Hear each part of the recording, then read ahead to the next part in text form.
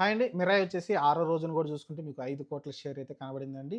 ఇంకా చూసుకుంటే 1.5 దాకా హిందీ సర్కిల్ నుంచి వచ్చింది. హిందీ సర్కిల్‌లో కంటిన్యూషన్‌గా వచ్చేసి 3 రోజులు సోమ, మంగళ, బుధవారాలు చూసుకుంటే మీకు 1,50,00,000 దాకా అయితే ఎక్కడ కూడా కంటిన్యూషన్‌గా వస్తూ ఉంది. మంచిగానే హిందీలో అయితే స్ట్రాంగ్ హోల్డ్ కనిపిస్తుంది. కానీ ఇంకా బెటర్‌గా ఆశించారు.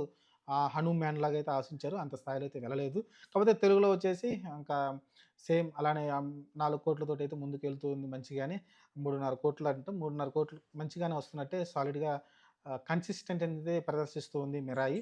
మరి చూడాలి మళ్ళీ శుక్రవారం వస్తుంది వీకెండ్. ఇంగ శనివారం, ఆదివారం చూసుకుంటే మళ్ళీ 6, 7,00,00,000 పెట్టేలా కనిపిస్తుంది సినిమా అయితే. సినిమా మంచి ఇంప్రెషన్ అయితే తీసుకుంది కాబట్టి చూడాలి. ఈ శుక్రవారం కూడా పెద్ద సినిమాలైతే పెద్దగా రిలీజ్ ఏం కావట్లేదు. 'ఓజీ' వచ్చేంత వరకైతే నాకు తెలిసి 'మిరాయి' సినిమాకి పెద్ద ఇబ్బంది ఉండకపోవచ్చు. కలెక్షన్‌లో పెద్ద డ్రాప్ కూడా ఉండకపోవచ్చు అనుకుంటున్నాను. ఇదే కంటిన్యూషన్ అయ్యేలా కనిపిస్తుంది. 5,00,00,000, 6,00,00,000 పర్ డేకి అయితే వచ్చేలాగా నాకైతే క్లియర్‌గా అర్థమవుతుంది. చూద్దాం మరి ప్రస్తుతానికైతే 'మిరాయ్' ఒక మంచి ఆహ్, హ్మ్, హోల్డ్ తోటి ముందుకెళ్తుందండి. ఆల్రెడీ చెప్పుకున్నాం 5 రోజులకే 100,00,00,000 గ్రాస్ అయితే టచ్ అయిపోయింది.